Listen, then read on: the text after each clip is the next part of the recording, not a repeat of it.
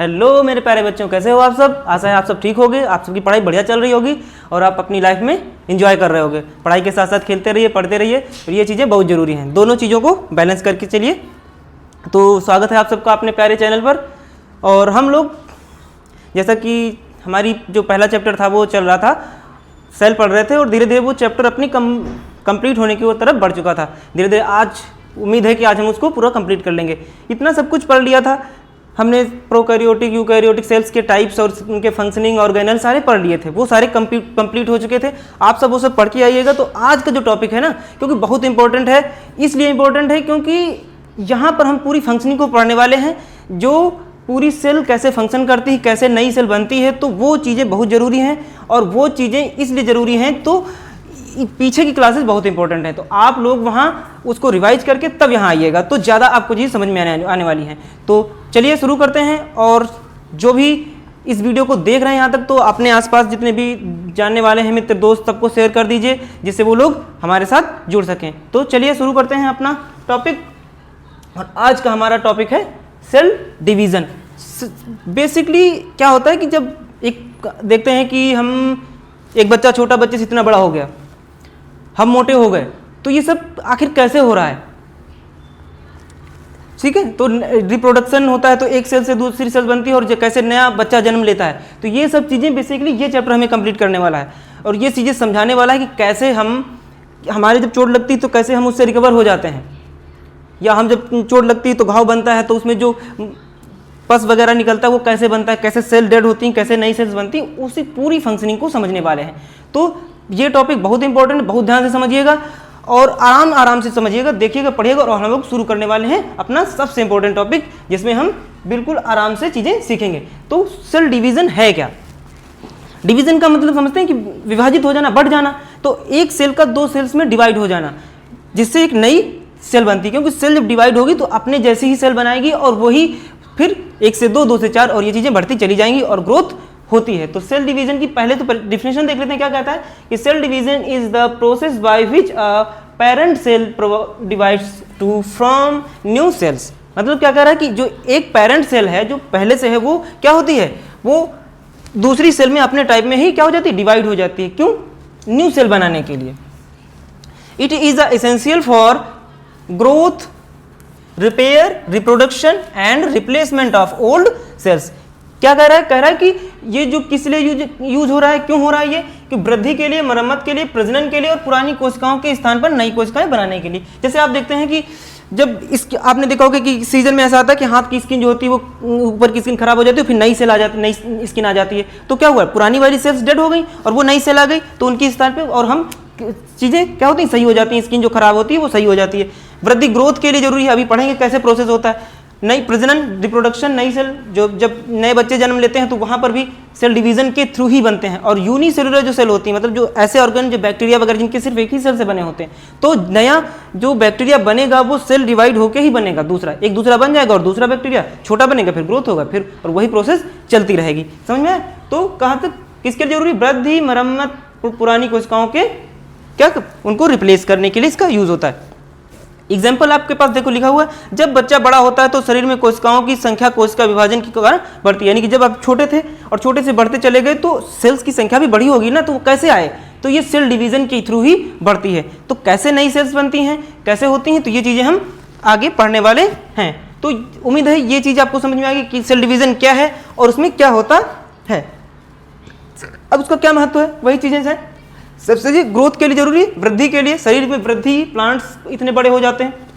Plants में तो cell division life time होता है। हमारी लाइफ में कुछ ऑर्गन्स में डिवीजन होता रहता है, कुछ डिवीजन जो वहाँ डिवीजन रुक जाते हैं, जैसे आइज़ की हो गई या अंदर जो हार्ट की सेल्स हैं, ब्रेन की सेल्स हैं, इनके डिवीजन रुक जाता है एक समय के बाद। लेकिन प्लांट्स में तो पूरी लाइफ टाइम ग्रोथ होती रहती है, तो वहाँ वृद्धि पूरी लाइफ टाइम सेल डिवीजन होता रहता है। फिर क्षतिग्रस्त ऊतकों की मरम्मत के लिए, जो हमारे टिश्यूज होंगे, जो ऑर्गेनल्स होंगे, उनमें जब कोई चोट लगेगी तो उनकी जैसी सेल्स डिवीजन के थ्रू बनेंगी। तो एक अच्छी ये बात होती है कि अपने जैसी ही सेल बनाती है। जैसे आपके लीवर में जब चोट लगती है उसमें और होता है तो लीवर जैसी ही सेल बनती हैं, उसके जैसी, क्योंकि टिश्यू बोला उसने, ये वर्ड आपने देखा कि टिश्यू, ऊतक का मतलब है कि सेम सेल। अभी अगला चैप्टर हमारे होने वाला है। तो सेम सेल जब एक कोई फंक्शन करती हैं तो वो टिश्यू बना के करती हैं। तो जब टिश्यू में कोई इफेक्ट आएगा, उसमें कुछ हार्मफुल चीज़ें हो जाएंगी, वो नुकसान हो जाएगा उसको, तो वहाँ पे जब रिपेयर करेगा उसको तो क्या करेगा, सेल जब बनेंगी तो उस चीज़ को रिपेयर कर, नई सेल्स बढ़िया बन जाएंगी और जो पुरानी खराब होंगी उनको वो क्या कर देगा, समाप्त कर देगा। फिर मृत कोशिकाओं को प्रतिस्थापित करेगा, जो डेड हो जाएंगी, बहुत सारी डेल्स, अभी जो स्किन वाला एग्जाम्पल होता है कि स्किन की जो उनको प्रतिस्थापित कर देता है और उनकी जगह पर नई सेल्स आ जाती हैं। जैसे चोट लगती है या स्क्रैच लग जाता है, थोड़े दिन बाद देखो काला पड़ जाता है, फिर क्या होता है, फिर थोड़े दिन के बाद वो कालापन हटके और चीज़ें फिर से सही हो जाती हैं। तो वो ये इसी से होता है। एक कोशिकीय जीवों में अभी होता है कि बैक्टीरिया और भी एल्गीज और जो भी आपके पास है उनमें क्या होता है, उनकी लाइफ में एक ही सेल ही होता है, मतलब पूरी जीवन एक ही सेल के अंदर हो रहे, सारी काम हो उसके अंदर हो रहे थे।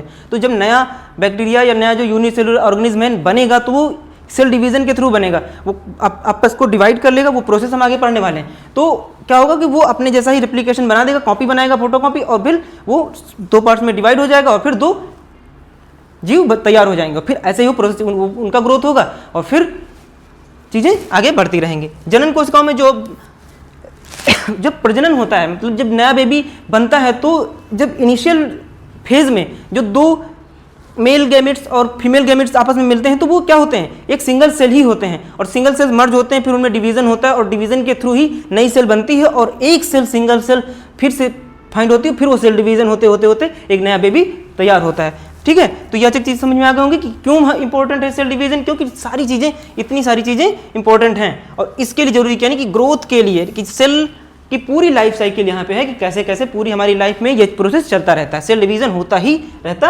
है।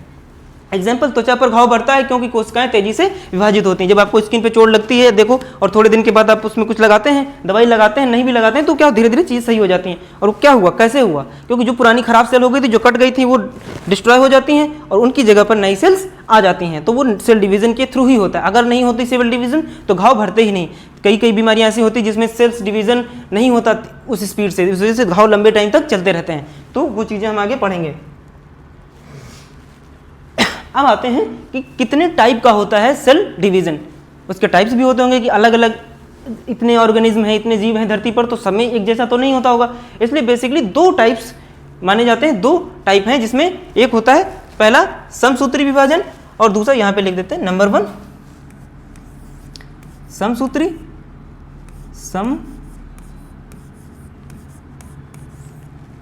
समसूत्री विभाजन और नंबर 2 अर्धसूत्री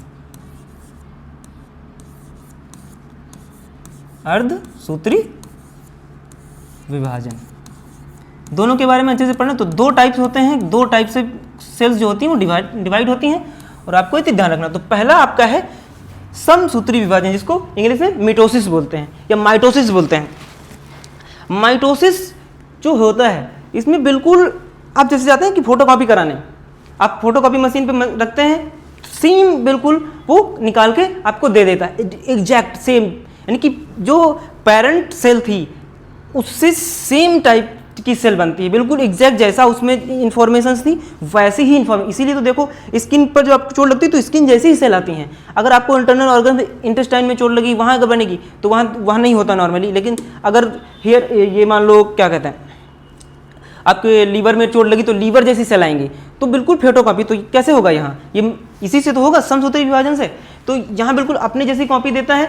और इसमें एक चीज अच्छी बात है कि इससे 1 से 2 बनती हैं, एक पेरेंट सेल से 2 कहते हैं कि एक मदर सेल से 2 पुत्री कोशिकाएं बनती हैं, बिल्कुल समान पुत्री कोशिकाएं बनती हैं, प्रोड्यूस 2 आइडेंटिकल डॉटर सेल्स, यानी कि जो मदर सेल थी या जो पेरेंट सेल थी उससे आइडेंटिकल बिल्कुल दोनों एक जैसी सेल बनती हैं। ठीक है, विशेषताएं क्या है, शरीर की कोशिकाओं में कहाँ होती है, क्रोमोसोम्स की संख्या बनाए, जितने भी एक सेल में क्रोमोसोम वहाँ होते हैं तो यहाँ वो रिप्लिकेट बिल्कुल कॉपी बनते हैं और कॉपी बन के अपने जितने इसमें थे उतने ही उसमें रहेंगे, यानी कि डिवाइड हो जाते हैं। जबकि अभी दूसरे वाले टाइप में पढ़ेंगे तो वहाँ ऐसा नहीं होता, वो बढ़ जाते हैं, आधे आधे हो जाते हैं। लेकिन यहाँ क्योंकि उसका नाम अर्धसूत्री है तो उसमें आधे हो जाते हैं क्रोमोसोम, लेकिन इसमें ऐसा नहीं होता, इसमें सेम वैसे ही रहते हैं जितने वहाँ पर पहले थे, बस उसकी कॉपी होती है। कैसे होती है प्रोसेस हम आगे पढ़ने वाले हैं। अभी देखो क्या है, फिर कहाँ जरूरी है ग्रोथ के लिए क्योंकि जिस ऑर्गन का ग्रोथ हो रहा होगा, फिंगर्स बढ़ रही, हेयर्स बढ़ रहे, हेयर बढ़ रहे हैं तो हेयर जैसी सेल आएगी। ये तो है नहीं कि हेयर में जैसे हेयर की जगह पे कोई दूसरी सेल आ जाए, स्किन की जगह सेल वहां लग जाएगी, तो सेम टाइप की सेल लगेगी, इसलिए बिल्कुल सेम कॉपी बनानी है। तो वृद्धि के लिए मरम्मत रिपेयर होना है, तो जहां भी चोट लगी है उस ऑर्गन को ही सही करना है, तो सेम जैसी सेल ही आती हैं। तो हम माइटोसिस वहाँ पर जरूरी होता है। कहाँ कहाँ होता है? त्वचा की कोशिकाओं में, हड्डियों की ग्रोथ में। जब बेबी छोटा होता है तो देखो छोटी बोन्स होती है, फिर धीरे बड़ी हो जाती हैं, तो उनके टॉप और एक्सट्रीम पार्ट्स पे वहाँ ये क्या होता है? माइटोसिस होता है। घाव भरने में भी वही चीज़ हो गई, घाव भरने में भी इसकी यही प्रोसेस होता है। अब चलते हैं कि कैसे होता है, कैसे आगे चीज़ें। ये प्रोसेस पूरा बहुत आराम से पढ़ना है आपको और बहुत ध्यान से, कि ये क्या है? फेजेस हैं, कह लो कि कैसे कैसे एक सेल से दूसरी सेल कैसे बनती है, कैसे डिवीजन होता है, कितनी उसमें फेजेस होते हैं, कितने स्टेज से होकर या स्टेजेस कह लो, वहाँ से ये चीज़ें गुजरती हैं, कि कितने स्तरों से होकर कितनी बार चीज़ें होती हैं, तब जाके इनिशियली हमारे क्या होता है? एक सेल डिवाइड होकर नई सेल बनाती है। तो शुरू करते हैं। पहला, जब नॉर्मल सेल है, पहला फेज जो होता है उसको बोलते हैं इंटरफेज। क्या बोलते हैं? इंटरफेज। ये बिल्कुल जैसी नॉर्मल सेल है, बिल्कुल जैसे उसमें ग्रोथ हो रही है, इस फेज में सेल्स ग्रोथ होती है। और क्या होता है?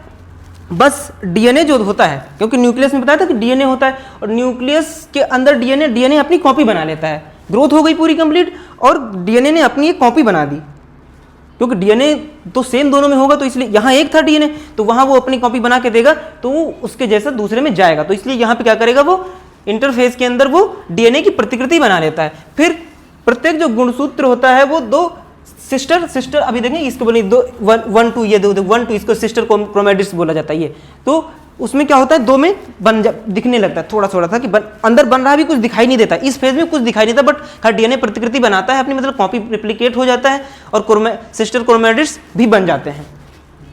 तो पहला क्या, कोशिका ग्रोथ हुई, डीएनए ने अपनी रिप्लिकेशन किया, अपनी कॉपी बनाई, और जो डीएनए है जो उसमें क्रोमोसोम्स होते हैं उसके जो क्रोमैटिड्स जो है सिस्टर क्रोमैटिड्स में चेंज होने लगता है, बनने लगते हैं, बट दिखाई नहीं देते। यहाँ कुछ दिखाई नहीं, आपको दिख रहा हो कि कुछ नहीं दिखा, जैसे था नॉर्मल, लेकिन अंदर अंदर चीज़ें चल रही होती हैं। अब आते हैं यहाँ से चीज़ें प्रदर्शित शुरू हो जाती हैं। दूसरा फेज है प्रोफेज। क्या नाम है इसका? प्रोफेज। ये यहाँ पर आप देखो कुछ चीज़ें दिखाई देने लगी होंगी। अब यहाँ जो क्रोमोसोम्स थे वो क्या हो गए? कंसंट्रेट हो गए, संकुचित हो गए, और अब यहाँ से वो दिखाई देने लगे। देखो आपको दिखाई देने लगे, यहाँ दिखाई बन गए थे बट दिखाई नहीं दिए। न्यूक्लियर की जो मेम्ब्रेन होती है यहाँ से, क्योंकि हमने पढ़ा था कि सारे ऑर्गेनल सेल के अंदर क्या होते हैं? उनके ऊपर एक कवर होती है, न्यूक्लियस के ऊपर। यूकैरियोटिक्स में क्या होता है? प्रोकैरियोटिक्स में न्यूक्लियर के ऊपर मेम्ब्रेन नहीं थी, लेकिन यहाँ मेम्ब्रेन है। तो वहाँ नहीं होगी तो वहाँ अलग तरीके तो हटने की जरूरत नहीं पड़ेगी, लेकिन जहाँ है तो धीरे धीरे न्यूक्लियर की जो मेम्ब्रेन है वो हटने लगेगी, क्योंकि तभी तो डीएनए बाहर आएगा, अभी तो वो कवर्ड है। इसलिए वो क्या करेगा? वो धीरे धीरे, देखो यहाँ कवर्ड थी अच्छे से, यहाँ से देखो धीरे धीरे हल्की होने लगी, न्यूक्लियर मेम्ब्रेन धीरे धीरे टूटने लगती है, ब्रेक होने लगती है। यहाँ देखो बिल्कुल कॉन्टिन्यूअस थी और यहाँ देखो दूर दूर हो गई है। फिर क्या हुआ? जो सेंट्रोसोम्स हैं ये आपको दिख रहे होंगे, ये देखो एक साथ थे, लेकिन अब क्या हुआ? ये धीरे धीरे मतलब अपोजिट पोल्स पे जाएंगे, विपरीत ध्रुव पर जाने लगेंगे, यही जाके फिर इनको इधर उधर खींचेंगे इनको।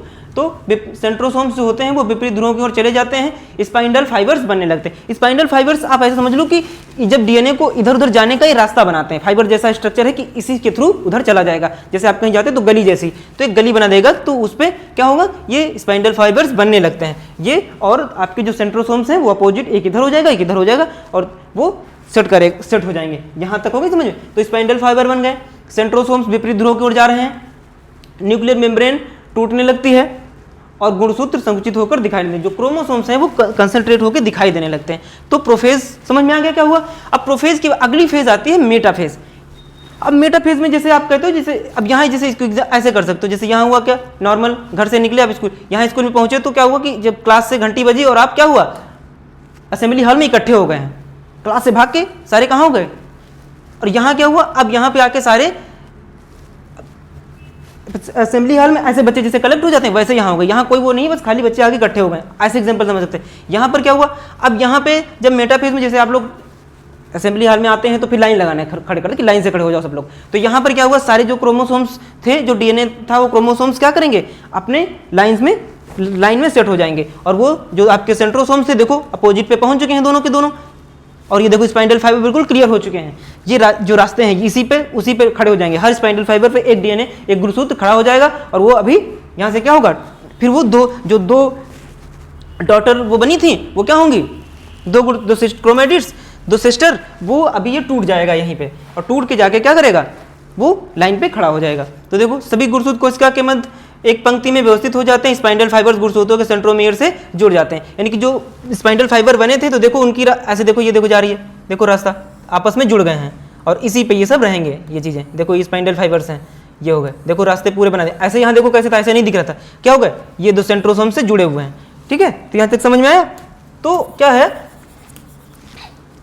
अब मेटाफेज में क्या हुआ, सभी गुणसूत्र कोशिका के मध्य एक लाइन में खड़े हो गए हैं, एक लाइन में देखो सब खड़े हुए हैं, तभी अभी तो टूटेंगे, ये स्पाइंडल फाइबर्स उनसे जुड़ चुके हैं। अब आते हैं किस में, एनाफेज। ये फेज में क्या होगा, जो आपके जो क्रोमोसोम्स थे वो क्या हुए, जो दो क्रोमैटिड्स थे उसमें सिस्टर वाले, देखो दोनों, देखो इसमें दो थे, यहाँ से कट जाएगा ये, एक इधर का एक इधर का, तो देखो एक क्या हुआ, सिस्टर क्रोमैटिड्स अलग हो जाएंगे, दो बने थे, दो में से दोनों अलग अलग हो जाएंगे, दोनों अलग अलग हो जाएंगे, और किधर, और उसकी तरफ, किसकी तरफ, जो ये सेंट्रोसोम है अपनी तरफ इनको पोल्स अपनी तरफ खींच लेगा, तो यानी कि विपरीत पोल्स की तरफ क्या चले जाएंगे, एक इधर चला जाएगा इधर चला जाएगा, तभी तो सेम बनेगा ना, क्योंकि दो बनी थी, दोनों सेम थी, एक इधर चली गई एक उधर चली गई, तो तभी तो कॉपी कर पाओगे। तो एक इधर आ गई, एक देखो इधर आ रही है, यहाँ थे एक इधर आ गई, एक इधर, देखो सेम सेम सेम दिख रही है, नहीं ब्लू ब्लू, इसे कलर से दिखाएगा कि अलग अलग चीजें। ये क्रोमैटिड्स स्पाइंडल फाइबर की सहायता से विपरीत ध्रुवों की ओर चले जाते हैं, देखो ये इधर चले गए, एक इधर चला गया, एक उधर को चला गया, एक इधर को चला गया। तो यहाँ तक चीज समझ। एनाफेज जो चौथी फेज है, यहाँ पे क्या हुआ, जो आपके क्रोमैटिड्स थे सिस्टर क्रोमैटिड्स, वो कहाँ चले गए, अपोजिट पोल्स की तरफ क्या हो गए हैं, खींच लिए गए हैं, तोड़ के और खींच लिए गए हैं कि आधा मुझे दे दो आधा तुम रख लो। सेब को जैसे काटा, आधा इसने ले लिया आधा, तो दोनों सेम है, कोई चेंज नहीं है, टेस्ट में चेंज नहीं हो सकता। यहाँ पर भी वही चीजें होती हैं, समझ में आ गए। अब आते हैं इस फेज पे, जिसका नाम है पांचवी फेज, फिफ्थ फेज, जिसको बोलते हैं टेलोफेज। ठीक है, टेलोफेज में क्या होगा, अब यही चीजें, अब यहाँ ये रहेंगी, इधर ये हो जाएंगी, एक साथ ये हो जाएंगी, देखो एक साथ हो गई। अब क्या होंगे, फिर से ही जुड़ जाएंगे, सेम दिख रहा है अपने अपने साथ। फिर क्या, गुणसूत्र ध्रुव पर पहुंचकर फैलने लगते हैं, नाभ की झिल्ली फिर से, जो क्रोमोसोम्स थे अब यहाँ पहुंचे, फिर से वो बड़े हो गए, या कह लो आपस में मर्ज हो गए सारे। और फिर क्या हुआ, और जो न्यूक्लियर मेम्ब्रेन टूट गई थी, अब दोनों इधर एक सेंट्रोसोम है, इसके सहायता से इसके आसपास एक झिल्ली बन गई, और फिर से एक देखो मेम्ब्रेन बन गई, और दो न्यूक्लियस जैसा यहाँ देखा, दो न्यूक्लियस जैसा ऐसा देखो, ऐसा ही कुछ दिखाई देने लगा यहाँ, जैसे ये था छोटा, बट छोटा है, अंदर न्यूक्लियस बन रहा है और दो न्यूक्लियस बन रहे हैं। ठीक है, न्यूक्लियोलस फिर से दिखाई दे, मतलब न्यूक्लियस जो है उसके अंदर का जो सेंटर वाला पार्ट धीरे धीरे अपीयर होने लगता है, यानी कि दो जगह वही चीज डिवाइड हुई और दो जगह दिखाई देने लगी। ठीक है, यहां तक समझ में आया ना। तो दिख रहा है, इमेज में भी दिख भी रहा हो, देखो सेम ऐसे यहाँ हो गए, यहाँ आ गए, देखो ज्वाइंट होके और सारी चीजें बन गई हैं। अब यहीं से देखो, इसलिए इसको ऐसे दिखाएगा, यहाँ से ये चीजें क्या होंगी, फिर यहाँ से ऐसे फिर ये दोनों अलग हो जाएंगे, ये देखो यहाँ से धीरे धीरे दोनों अलग हो गए। अब बिल्कुल देखिए जैसी वो सेल थी सेम, देखो सेंट्रोसोम्स एक है और धीरे धीरे सेंट्रोसोम फिर से कॉपी बनाएगा और फिर चीजें बनती चली जाएंगी। ठीक है, तो देखो फिर आ गई छठी जो हुई साइटोकाइनेसिस। यही है जहां पे पूरी तरीके से सेल क्या होती है, एक नई सेल में बदल जाती है। तो ये प्रोसेस आपको समझ है। इसमें क्या होगा, कोशिका द्रव्य जो होता है साइटोप्लाज्म का विभाजन हो जाता है, क्योंकि यहाँ पे था, अब यहाँ आधा साइटोप्लाज्म इसमें आधा इसमें चला जाएगा, तो साइटोप्लाज्म भी तो चाहिए, क्योंकि साइटोप्लाज्म में ही तो तैरेंगे सारे ऑर्गेनल्स। डीएनए जा चुका है, सारी चीजें हो गई, तो आधे ऑर्गेनल्स इधर बढ़ जाएंगे, आधे उधर बढ़ जाएंगे, क्योंकि बाकी सारे ऑर्गेनल्स काफी संख्या में होते हैं, लेकिन जो न्यूक्लियस तो एक ही था, इसलिए न्यूक्लियस देखो दो पार्ट्स में डिवाइड हो चुका है, और वो जब तक दो पार्ट्स में डिवाइड नहीं होगा इक्वल तब तक सेम चीजें नहीं बनेंगी। तो देखो हो गया यहाँ तक। फिर परिणामतः दो समसूत्री पुत्री कोशिकाएं बनती हैं, जो माता कोशिका के समान आनुवंशिक रूप से देखो बिल्कुल सेम, क्योंकि सेम चीजों से बनी हुई हैं, जो भी थी वो अपने जैसे ही, जितने भी गुणसूत्र थे, गुणसूत्र जो होते हैं वो इन्फॉर्मेशंस को कैरी करते हैं, तो जो जितनी भी इन्फॉर्मेशंस इस सेल में थी वो दो पार्ट्स में डिवाइड हो गई थी, आधा इधर गया था, आधा इधर गया था, आधा इधर गया था, आधा, यानी कि हर सूचना का आधा उधर, आधा इधर, आधा उधर, आधा इधर, जिससे मतलब कॉपी ही बनी थी, मतलब उसकी थोड़ी कॉपी उधर भी इधर भी। तो क्या हुआ, यहाँ तक आते आते ये नई सेल और जो आपका साइटोप्लाज्म है वो दो पार्ट्स में डिवाइड हो गया, और फिर जो बाहर वाली जो वो है और नई सेल बिल्कुल तैयार हो जाती है। तो यहाँ पर दो सिस्टर सेल बनती हैं। ठीक है, यहाँ पर कितनी बन रही, दो सिस्टर सेल बनती, 1 से 2 बन गई, और ये देखो छोटी छोटी बनी है, वो बड़ी थी फिर ये ग्रो होंगी, थोड़ी बड़ी होंगी, यही चीज, यही वाली प्रोसेस, बड़ी होंगी, फिर से ये प्रोसेस यही, और ये एक साइक्लिक प्रोसेस है जो हमेशा चलता रहता है। तो यहाँ तक चीजें समझ में आ गई होंगी। माइटोसिस का महत्व वही है, ग्रोथ के लिए जरूरी है, ऊतकों की मरम्मत है तो पीछे पड़ गए, घिसे पिटे ऊतकों का प्रतिस्थापन करता है। अलैंगिक जनन में ये होता है, क्योंकि जहाँ जो बैक्टीरिया वगैरह होते हैं तो वहाँ जहाँ लैंगिक जनन होता है वहाँ अर्धसूत्री होता है, आधे आधे क्रोमोसोम्स बांटे जाते हैं। यहाँ एक नया बैक्टीरिया से नया पुराने से पुराना बनेगा, देखो ये था, ये बन गया ना, एक ऐसा था और एक से ऐसे डिवाइड हो गया, अब छोटा बना, अब ये फिर ग्रोथ करेगा, बड़ा हो जाएगा, फिर वो डिवाइड हो जाएगा, फिर अपने जैसा अपना वो बना देगा। तो वहाँ ये जहाँ अलैंगिक जनन होता है मतलब असेक्सुअल रिप्रोडक्शन होता है, वहाँ ये प्रोसेस फॉलो होता है।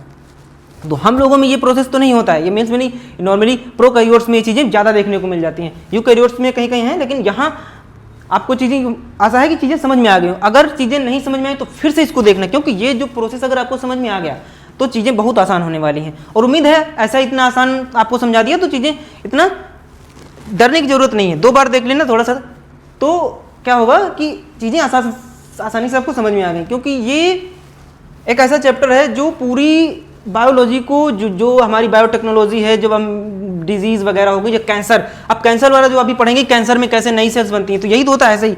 तो वहाँ जो होता है इतनी खतरनाक डिजीज, लेकिन ये प्रोसेस इतनी स्पीड में होता है और जो इफेक्टेड होती है, मान लो ये इसमें बीमारी हो गई, इस सेल में ये बीमार थी अपने जैसे, इसके डीएनए में इफेक्ट आ गया कोई, अब ये खराब हो गई है सेल, लेकिन अपने जैसी रिप्लिकेशन रोका नहीं और ये बहुत तेज से होने लगी, बहुत तेज से अगर इसमें रिप्लिकेशन होने लगा तो क्या होगा कि अपने जैसी बहुत सारी गंदी सेल बना देगा।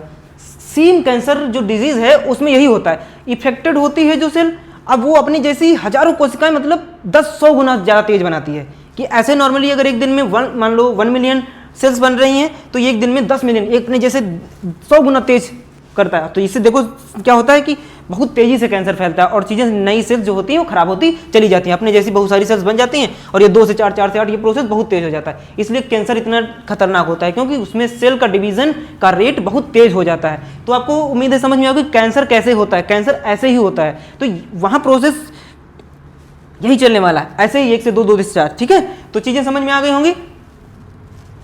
यहाँ पे देखो ये दिख रहा है कि किस, ये जो है ये सिंबल दिखाए गए किस चीज़ के लिए, कौन सा सिंबल यूज किया, ये सेंट्रोसोम्स का था, ये तुम्हारा किसका था, गुणसूत्र जिसको क्या क्रोमोसोम्स का था, ये तुम्हारी न्यूक्लियर मेम्ब्रेन था, ठीक है। तो ये चीज़ें तुम्हें स्पिंडल फाइबर्स, ये जो डॉट डॉट डॉट खड़ी खड़ी लाइनें थी।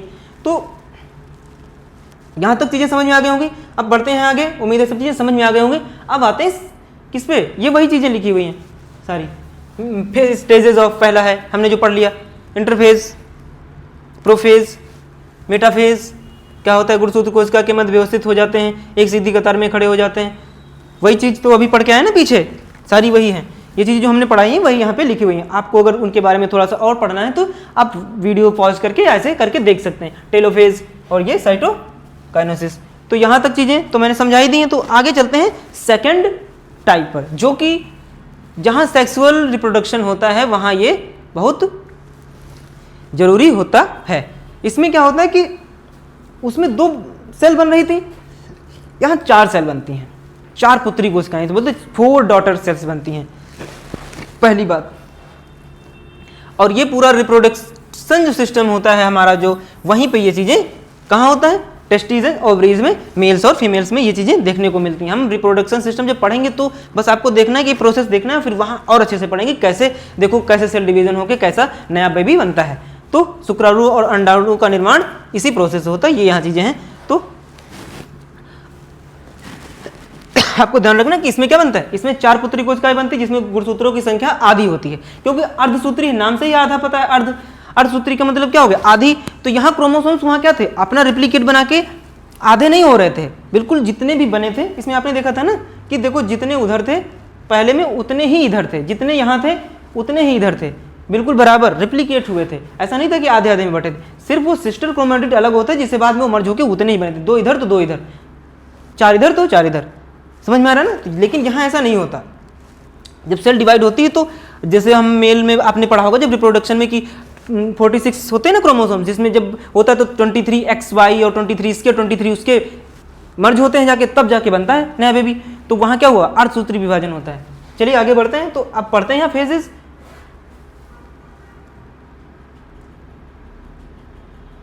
ये हो गया था मायोसिस, मिटोसिस, मायोसिस, ये आ गया। मायोसिस पढ़ रहे थे ना ये, हाँ ये आ गया। अब आते हैं मायोसिस के प्रोसेस पे। इसका थोड़ा लंबा प्रोसेस है और क्योंकि यहाँ चीज़ें एक एक करके फिर से समझते हैं। फेजेस वही है फेजेस के नाम भी वही हैं, लेकिन हर फेज दो दो बार होता है। एक फेज पहले होगा, सारे हो जाएंगे, फिर से क्या बनेंगे, पहले में 2 बनेंगी जाके, और फिर से 2 से 4 बनेंगी जाके, तब जाके ये प्रोसेस फाइनल होता है। वहाँ एक ही बार में 2 बन जाती हैं और चीज़ें फाइनल हो जाती हैं, लेकिन यहाँ फाइनल नहीं होती हैं। तो चीज़ें शुरू करते हैं। पहला फेज वही क्या था, प्रोफेज। इंटरफेज नहीं दिया है यहाँ पर, हाँ इंटरफेज तो बेसिकली जो हमारा नॉर्मल अवस्था को ही इंटरफेज बोला जाता है। मैंने बताया था कि जिसमें सेल ग्रोथ होती है। पहला फेज मेनली यही माना जाता है, जिसमें प्रोफेज बोलते हैं उसको। तो देखो क्या हो रहा है, वही चीज़, गुणसूत्र संक्षिप्त होकर दिखाई नहीं देने लगते हैं, वही चीज़ें समजात गुणसूत्र युग्मन करते हैं, एक जैसे एक साथ होते हैं, एक्स एक्स वाई वाई, ठीक है, एक जैसे देखो एक साथ हो गए। लेकिन वहाँ नहीं था ये चीज़, वहाँ क्या थी देखो, क्योंकि कंपेयर करके देखो यहाँ क्या था, एक जैसे नहीं थे, यहाँ ग्रुपिंग नहीं कर रहे थे कोई, यहाँ सब ऐसे थे, देखो कोई ग्रुपिंग नहीं थी। लेकिन इसमें क्या है, इसमें देखो क्या कर रहे हैं, एक जैसे एक साथ हो गए हैं। तो यहाँ क्या करता है कि एक जैसे जो क्रोमोसोम होंगे एक साथ हो जाएंगे, तभी तो होगा आधे आधे बटेंगे कि एक्स एक्स इधर वाई वाई इधर, बांट दो। क्रॉसिंग ओवर होता है, न्यूक्लियर मेम्ब्रेन, वही चीज़, वो तो हटनी ही हटनी है, वो हटेगी नहीं तभी तो निकल के बाहर भागेंगे ये, तभी तो होगा। और स्पाइंडल फाइबर बनने लगते हैं। बाकी चीज़ें बस यहाँ देखना कि एक चीज़ एक्स्ट्रा हो गई कि ये ग्रुप कर लेते हैं। फिर क्या होगा, अगले में मेटाफेज फर्स्ट। देखो ये फर्स्ट प्रोसेस, पहला स्टेप चल रहा है, फर्स्ट, यानी कि पहली बार सारी एक बार हो जाएंगी, फिर ये हो जाएंगी। फिर देखो मेटाफेज फर्स्ट में क्या होगा, समजात जो एक जैसे गुणसूत्र होंगे वो कोशिका के मध्य एक पंक्ति, वही एक जैसे एक साथ लाइन अप कर लेंगे। प्रत्येक समजात, मतलब समजात का मतलब है यहाँ एक जैसा, प्रत्येक समजात के सेंट्रोमियर स्पाइंडल फाइबर से जुड़ जाते हैं, वही एक जैसे एक स्पाइंडल फाइबर के साथ जुड़ जाएंगे। फिर आ गया एनाफेज, प्रोफेज, मेटाफेज, एनाफेज। इसके लिए आपको शॉर्ट फॉर्म बता देंगे, या आप भी अपने मन से भी बना सकते हो कि ये प्रोसेस सीक्वेंस याद रखना है हमेशा। पहला लेटर से कोई वर्ड बना लो जिससे वो आप याद कर पाओ, मैं बता दूंगा अभी। फिर क्या हुआ, एनाफेज फर्स्ट में क्या हुआ, समजात गुणसूत्र अलग हो गए, जो एक जैसे थे वो टूट गए, वही दो पुत्र में तो टूटना ही है सबको, और विपरीत ध्रुवों की ओर क्या हो गए, चले गए। सेंट्रोमियर विभाजित नहीं होते, इसलिए सिस्टर क्रोमेटिड्स साथ में रहते हैं। यहाँ पे क्या हुआ, सिस्टर क्रोमेटिड्स वहाँ अलग हो गए थे, यहाँ सिस्टर क्रोमेटिड्स क्या हो गए, अलग नहीं हुए, इसी वजह से एक जैसी नहीं बनती सेल्स।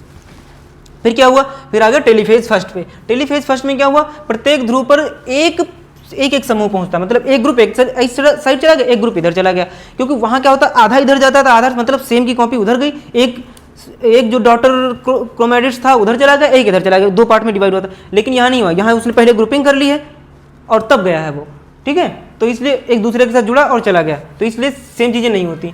साइटोकाइनेसिस का विभाजन होता है एक गुणित, मतलब दो कोशिकाएं बनेंगी इसमें, और क्या होगा, एक जैसी दो, वही चीज़ वहाँ टेलोफेज में देखो ऐसे था, बिल्कुल एक जैसी चीज़ें बनेंगी। और जो ये देखो फिर आ गया इंटरकाइनेसिस।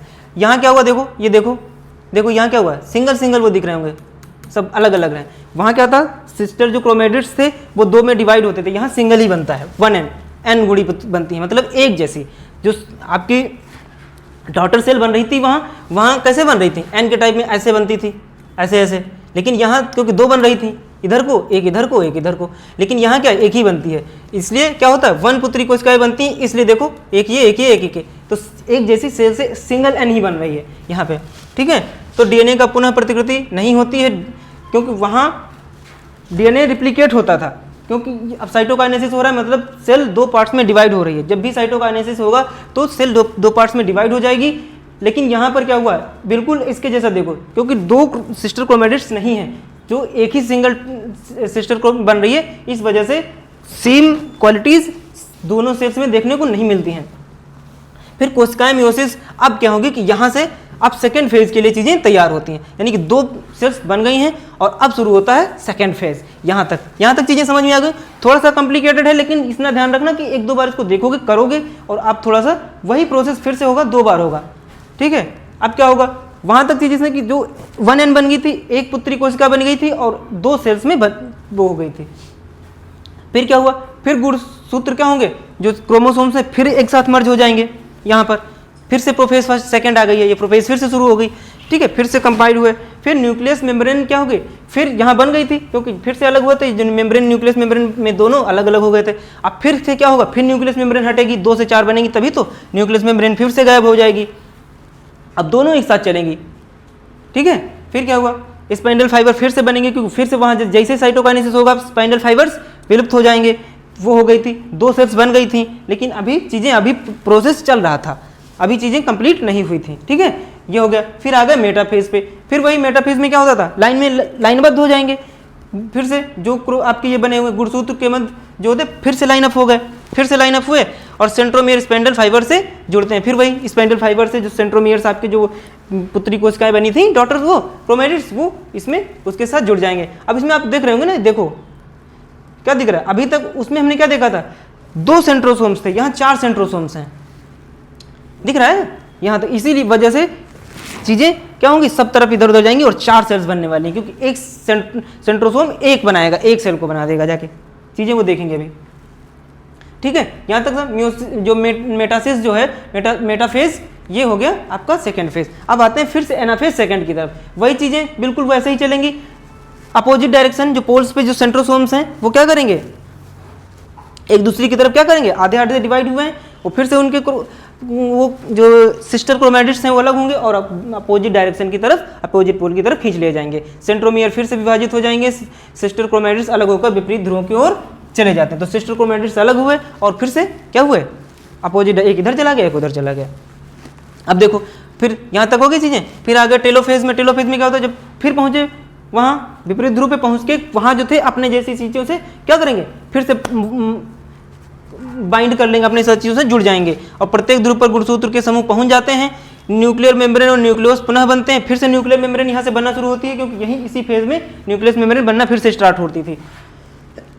साइटोकाइनेसिस जो आपका साइटोप्लाज्म है उसका, जो साइटोप्लाज्म उसका डिवीजन हो जाता था, साइटोप्लाज्म आधा आधा बांट लिया जाएगा। देखो सेल्स छोटी होती जा रही हैं, डिवीजन बार बार हो रहा है, इसलिए देखो यहाँ पे 4 सेल्स क्या हो गई हैं, यहाँ पे चीजें साइटोप्लाज्म डिवाइड हो गया और 4 सेल्स बनी है, इससे ये बन गई, इससे ये बन गई, ठीक है। फिर आगे लास्ट वही फाइनल बोलेंगे इसको, और इसमें क्या है 4, देखो अब देखो, क्योंकि देखो एक जैसा ही है, वहां क्या होता था, देखो जो पिछले वाले में जो फाइनल परिणाम था उसको जरा ध्यान से देखो, उसका जो फाइनल परिणाम था ये देखो, इसमें आपको दिख रहा है ना कि ब्लू नीले सारी, देखो सारी चीजें इधर भी हैं उधर भी है, दोनों साइड हैं, लेकिन इस वाले में आपको क्या दिख रहा है, आपको दिख रहा है कि सारी चीजें क्या सेम है,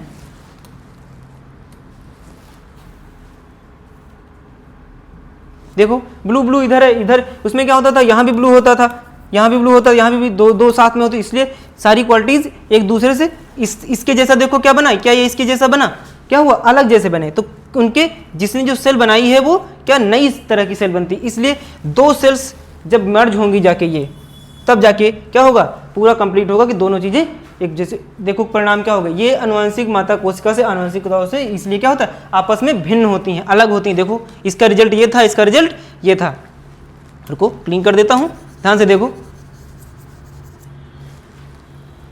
ध्यान से देखो, इससे ये बनी है, इससे देखो ये था ना, ये ऐसे, जब ऐसे ऐसे बना तो सेम चीजें ऐसे डिवाइड हुई, तो देखो ऐसे बनी, देखो चीजें सेम नहीं दिख रही होंगी आपको, कलर से अलग दिखाया गया है कलर, इसीलिए कि देखो जो माता कोशिका थी, जो माता मदर सेल थी, वो उसके जैसी जो बनी है बिल्कुल, जो वो क्वालिटी सेम नहीं है उसके अंदर, तो जब ये सारी कंबाइंड होके, इसलिए जब रिजल्ट जाता है, इसलिए देखो कि कुछ क्वालिटीज इधर की मिलती हैं, जब नया बेबी तैयार होता है, कुछ मम्मी के कुछ पापा के, तो क्या हुआ, थोड़ी थोड़ी क्वालिटीज बढ़ती हैं, लेकिन वहाँ क्या होता था, बिल्कुल एग्जैक्ट, ठीक है।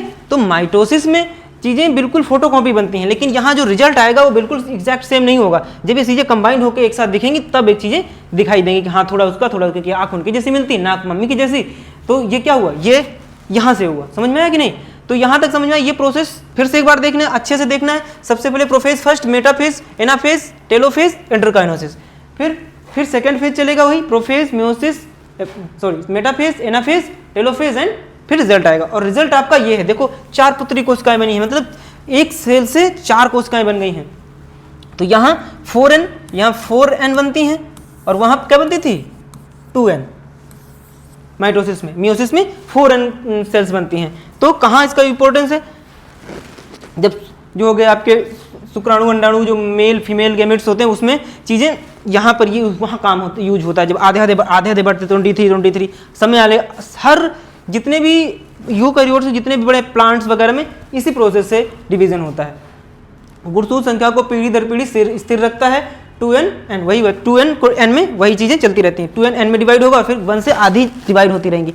देखो बिल्कुल एग्जैक्ट चीज़ें नहीं होती हैं, आप क्या बिल्कुल कई लोग देखो काफ़ी दिखते हैं, तो जब ये जितना ज़्यादा सिमिलर बनेगी उतनी चीज़ें, क्या बिल्कुल आप अपने मम्मी जैसे दिखते हैं, क्या आप अपने बिल्कुल पापा जैसे दिखते हैं? नहीं दिखते ना, कुछ चीज़ें मिल सकती हैं, कुछ चीज़ें ही मिलती हैं। इसलिए ये प्रोसेस आंशिक रूप से या पार्शियली क्वालिटीज़ देती है, पूरी तरीके से जो सेल बनती हैं वो बिल्कुल नई तरीके से बनती हैं और बिल्कुल नई क्वालिटीज़ को भी लाती हैं। इसी तरह जो कह सकते हैं, जब बायोटेक्नोलॉजी में पढ़ते हैं तो नए जीव ऐसे ही बनते हैं, नई जनरेशन्स में ऐसे ही बनता है कि एकदम से माता पिता से बेटा अलग भी हो जाता है। इसी वजह से देखा होगा कि मम्मी पापा से मैच नहीं करता, बिल्कुल एकदम से चीज़ें हो जाती हैं। तो वो कहाँ से आई? वो यहीं से कि सेल डिवीज़न के टाइम पे कुछ ऐसा हुआ कि वो क्वालिटीज़ नहीं आ गई उसके अंदर। मम्मी पापा की हाइट कम है, बच्चे की हाइट उनसे लंबी हो गई, जबकि नहीं होनी चाहिए थी। रूल तो यही कहता है ना, क्योंकि सारे जीन्स तो वही हाइट के फिक्स हैं कि इतनी हाइट ही होगी, लेकिन हो गई ज़्यादा। क्यों हुई? वो यही प्रोसेस के बीच में जब कुछ ऐसा होता है तो चीज़ें होती हैं। यहाँ तक चीज़ें समझ में आ गई होंगी वो आशा है। और इसको एक बार नहीं समझ, थोड़ा सा पॉज करके अच्छे से देखिएगा, अच्छे से पढ़ना और फिर से देखना, क्योंकि प्रोसेस ऐसा है, अगर ये समझ में आ गया तो पूरी बायोलॉजी समझ में आ जाएगी। क्योंकि पूरी साइंस और जितनी भी जो आपकी जो मेडिसिन वाला सेक्टर है, डॉक्टर आप बनेंगे, तो ये अगर प्रोसेस नहीं आता है तो आप पहचान नहीं पाएंगे कैसे सेल्स बनती हैं, कैसे चीज़ें होती हैं और कैसे बीमारी कैसे बढ़ती है। कैंसर के आपका एग्जांपल बताया था वो वैसे हो रहा था। ठीक है, तो यहाँ तक चीज़ें समझ में आ गई। अब आते हैं कि उनमें माइटोसिस और मियोसिस में डिफरेंस क्या है, मतलब अर्धसूत्री समसूत्री में डिफरेंस क्या है। थोड़ा सा यहाँ से भी क्वेश्चन बन जाता है कि इन दोनों में डिफरेंस बता दो। तो वही चीज़ें हैं कि 2 पुत्री कोशिकाएं बनती है समसूत्री में, सेम बिल्कुल कॉपी। इसमें 4 पुत्री बनती है। गुणसूत्र संख्या समान होती है, जितने उसमें थे क्रोमोसोम उतने इधर होते हैं। इधर गुणसूत्र संख्या आधी हो जाती है, अर्धसूत्री से नाम ही है उसका। इसीलिए वृद्धि और मरम्मत में यूज होता है, ये प्रजनन वाले में यूज होता है, नया बेबी बनने के लिए यही प्रोसेस हमेशा। लेकिन ये प्रोकैरियोटिक सेल्स जो थी उसमें ये वहाँ प्रजनन ये वाली इस वाले से हो जाता है, तो यूकैरियोटिक में हो जाता है। शरीर की कोशिकाओं में होता है और ये जनन कोशिकाओं में होता है। ये पूरी बॉडी में लगभग जब ग्रोथ के लिए और रिपेयर के चोट के लिए ये यूज़ होता है। लेकिन ये आपके जननांग होते हैं, जो रिप्रोडक्टिव ऑर्गन्स होते हैं, वहाँ ये होता है। ठीक है, इसमें ज़्यादा डाइवर्सिटी नहीं होती है। डाइवर्सिटी इसकी वजह से होती है, हमने बताया कि चीज़ें एकदम से चेंज हो जाती हैं। क्यों होती हैं? आपने देखा होगा कि एक क्रॉस कराते हैं जब जीन्स का, और जो एक गाय होती है एक बाहर की, दोनों को क्रॉस करा के नई गाय का जो क्लोनिंग वगैरह, तो सब कुछ यहीं हो रहा है। यहाँ करते हैं कि उससे नई जनरेशन, नई जो जीव आते हैं नए तरीके के, वो यहीं से आते हैं। ठीक है, जो अभी हम जेनेटिक्स जब पढ़ेंगे तो फिर इस चीज़ ये वाला ये उसका समझ लो, यहीं से चीज़ें हैं आती हैं, ये उत्पन्न यहीं से हुई हैं कि ये वाली प्रोसेस वहाँ कराई जाती है। ठीक है, तो यहाँ तक चीज़ें आशा सब समझ में आ गई होंगी। और आज हमारा ये चैप्टर यहीं पे कंप्लीट भी हो जाएगा।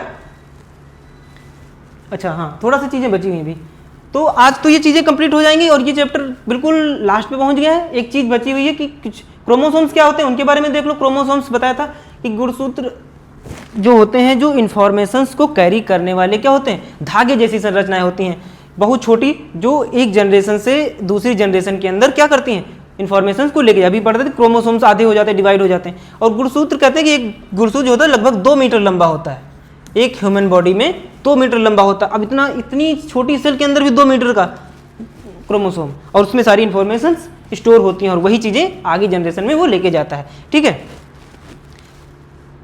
जैसे 46 गैमेट्स, ये वही अर्धसूत्री विभाजन में कैसे आधे हो जाते हैं। और अब ये थोड़ा सा एक चीज़ और देखते हैं कि सेल साइकिल, कैसे एक सेल की जो फेजेस हैं कैसे चलती हैं सारी चीज़ें, और सेल कैसे एक नई सेल में बदलती है, तो पूरी उसका लाइफ साइकिल के बारे में थोड़ा सा देख लेते हैं। वही कौन कौन सी फेजेस सारी पढ़ी हैं, इंटरफेज, एम फेज, प्रोफेज। आओ आगे देखते हैं, इससे समझते हैं। देखो ये है, अब ध्यान से देखो, ये प्रोसेस सेल का जो साइकिल है वो हमेशा क्या है, साइक्लिक ही है, इसलिए साइकिल नाम दिया गया। कौन सी फेज, एक के फेज, सारी फेज ये हमेशा लाइफ टाइम चलती है। पहला चरण है हमारी सेल का जिसको जीवन कहते हैं। क्या कहते हैं? जीवन, गैपवंश चरण। इसमें क्या होता है कि कोशिका बनती है, बन गई, और उसका ग्रोथ होता है। क्योंकि अभी हमने पढ़ा था कि जब सेल डिवीजन हुआ तो नई सेल छोटी बन गई हैं, तो सेल डिवीजन वाला चेक हो गया, उसके बाद क्या होगा, उसकी ग्रोथ होगी। इस फेज में जीवन, उसमें क्या होगी, उसकी ग्रोथ होगी, पूरी डेवलप्ड हो जाएगी और चीज़ें थोड़ी आगे बढ़ेंगी। प्रोटीन, डीएनए वगैरह ये सब बनेगा, उनका ग्रोथ होगा। ये सब चीज़ें वो जो कम संख्या में थी, कम मात्रा में थी, वो क्या होंगी, बढ़ जाएंगी। और फिर आता है दूसरा, ये फर्स्ट हो गया। फिर सेकेंड चरण जिसको एस चरण कहते हैं, इसमें सिंथेसिस होता है, जो डीएनए वगैरह का सारी चीज़ें, डीएनए की नकल, रिप्लिकेशन बनती है। अभी पढ़ा था जब इंटरफेस, ये इंटरफेस वाली अवस्था में ही सारी आती हैं। फिर प्रत्येक गुणसूत्र से क्रोमेटिड्स, वही गुणसूत्र जो होते हैं क्रोमोसोम्स, उनके क्रोमेटिड्स सिस्टर वाले जो थे वो 2n में बन जाते हैं, यानी सिस्टर क्रोमेटिड्स बन जाते हैं। डीएनए की मात्रा 2 से 4C हो जाती है, क्योंकि 2 क्रोमेटिड्स से 4 हो जाएंगे, मतलब रिप्लिकेट होता है यहाँ पे, जो डीएनए बढ़ जाता है, डीएनए की संख्या डबल हो जाती है।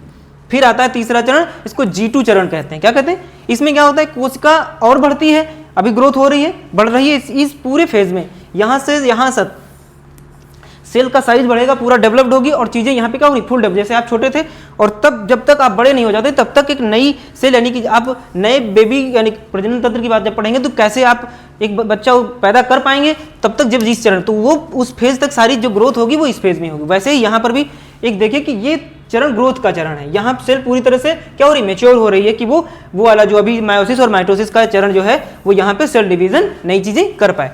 इसमें क्या होगा, कोशिका और बढ़ती रहती है, विभाजन के लिए आवश्यक जो प्रोटीन है, यानी कि अब बिल्कुल ये लास्ट है, इसके बाद फिर सेल डिवीजन होगा, तो बिल्कुल सेल को तैयार किया जा रहा है। ठीक है, सेल बिल्कुल रेडी हो जाएगी और इसमें और क्या होगा, डीएनए क्या रहेंगे, डबल हो गए हैं, 2 डीएनए 2C डीएनए थे वो 4C हो गए, मतलब डबल हो गए, बिल्कुल रेडी हो जाती है G2 चरण में विभाजन के लिए, कि अब हम तैयार हैं, अब हम आगे सेल डिवीजन कर सकते हैं। फिर आता है M चरण। M चरण जिसको बोलेंगे, M फेज में वही प्रोसेस जो अभी माइटोसिस एंड मायोसिस आए, वही हमको क्या करने हैं, वही इस फेज में आते हैं। उसमें बिल्कुल सेल क्या होगी, 2 समान कोशिकाओं में क्या हो जाएगी, डिवाइड हो जाएगी, अब या 4 में भी हो जाएगी। इसी में सारी वो फेजेस आपकी इंटरफेज, मेटाफेज, एनाफेज, सारी जो फेजेस हैं वो इस चरण में होगी और एक नई सेल यहाँ बन जाएगी और फिर से वही ग्रोथ होगी और फिर वही साइकिल चलता रहेगा। ठीक है, तो एम चरण में क्या होता है, माइटोसिस होगा, जिसमें 2 प्रक्रियाएं होती हैं, माइटोसिस एंड साइटोकाइनेसिस। माइटो पूरा हो जाएगा, परिणाम एक कोशिश एक सेल से दूसरी सेल बन जाएगी। ठीक है, डीएनए की मात्रा 4C से फिर से 2C हो जाएगी, क्योंकि 4C हुए थी, फिर से डीएनए आधे आधे बढ़ के हो जाएंगे, इसमें 2 इसमें चले जाएंगे और 2 इसमें चले जाएंगे। ठीक है, तो फिर से होंगे, फिर से ऐसे ये साइकिल फिर से चलने लगेगा। ठीक है, तो ये चीज़ कि ये सेल का साइकिल है और ये हमेशा चलता रहेगा, ऐसे ही सेल बनेगी, डेवलप्ड होगी, डिवाइड होगी, फिर बढ़ेगी, फिर डिवाइड होगी और वो सेल्स प्रोसेस पूरी ये साइकिल चलता रहेगा। ठीक है, तो अब क्या क्यों जरूरी है ये, क्योंकि शरीर में हमारी जीवन को चलाने के लिए ये प्रोसेस, अगर सेल का साइकिल रुक गया तो सारी चीज़ें रुक जाएंगी, ग्रोथ रुक जाएगी, चोट लग गई तो आपकी चोट नहीं ठीक होगी, नए प्रजनन मतलब नए बेबीज बनना बंद हो जाएंगे, क्योंकि सेल डिवीजन बंद, सारी चीजें बंद, सेल साइकिल होना बंद, क्योंकि जब प्रोसेस है यहाँ तक आएगी नहीं और यहाँ तक आए नहीं की तो माइटोसिस मायोसिस होगा नहीं, नई चरण नहीं होगा। तो सारी चीज़ों के लिए ये साइकिल हमेशा चलते रहना जरूरी है। इसलिए अपने शरीर का ध्यान रखिए और ये प्रोसेस इफेक्टेड ना हो, इसलिए अच्छी चीज़ें खाइए, स्वस्थ रहिए और इधर उधर की चीज़ों में नहीं करना है। गलत काम करोगे तो इस पे इफेक्ट आएगा और फिर आप बीमार हो जाते हैं। बीमार होने का चार कहिए कि हमारा सेल साइकिल गड़बड़ाया, सारी चीज़ें गड़बड़ा जाती हैं। तो ऐसा सारी चीज़ें समझ में आ गई होंगी। आज हमारा चैप्टर यहाँ पे क्या होता है, खत्म होता है। तो आशा है सबको चीज़ें समझ में आ गई होंगी और आप सबको पढ़ के बहुत मजा आई होगी। और इस वीडियो को एक बार पॉज करके अच्छे से चीज़ें देखिएगा और ये चीज़ें समझ के जब आगे हम पढ़ेंगे तो इनका फिर से यूज होने वाला है। तो इसको बहुत अच्छे से पढ़ना है, ये मत सोचना थोड़ी सी लापरवाही बरत दी और चीज़ें गड़बड़ा जाएंगी। तो चीज़ पढ़िए, फिर से रिवाइज करके आइए और सीक्वेंस में चीज़ें पढ़ते रहिए। हम आगे मिलेंगे जल्दी ही। और तो आप आज के लिए, आज से सेल आपका चैप्टर क्या हो गया, द एंड हो गया है। और इसके बाद से हम नया चैप्टर शुरू करेंगे जो क्या है, इसका ही जस्ट सेल से बनने वाला, जो सेल के बाद क्या बनता था, सेल के बाद बनता था सेल के बाद क्या बनता था, ऊतक। ऊतक को टिश्यू बोलते थे ना। तो हमारा अगला ये चैप्टर अगला स्टार्ट होने वाला है। तो वो सेल से बनेंगे, अब टिश्यू अगला चैप्टर स्टार्ट करेंगे। तो यहीं पे ख़त्म करते हैं। और ये हमारी जो थोड़ी सी सूचना आपके लिए, जो ऑफलाइन ज्वाइन करना चाहते, जो बच्चे आसपास के हैं लखनऊ के, उनके लिए ये हमारा एड्रेस है, जो जहां आकर आप यहाँ ऑफलाइन क्लासेस चलती हैं, जहां आप अगर इंटरेस्टेड हैं तो आके ज्वाइन कर सकते हैं, जहां आपके लिए सारी क्लासेस बिल्कुल नॉमिनल कॉस्ट, आप आके डेमो लीजिए, पढ़िए और देखिए, आपको मज़ा आने वाली है। बाकी आप पढ़ रहे हैं यूट्यूब पे, आप लाइक शेयर कमेंट करिए जो भी है। अगर कोई चीज़ आपको लगता है कि ये चीज़ नहीं पढ़ाई, कुछ छूटा हो तो आप कमेंट बताइएगा और हम उसमें चीज़ें सुधार करने की कोशिश करेंगे और आपके लिए बेस्ट से बेस्ट चीज़ें प्रोवाइड करने की कोशिश करेंगे। तो पढ़ते रहिए, ध्यान रखिए और जुड़ते हैं नेक्स्ट वीडियो में। धन्यवाद, take care, bye bye, love you.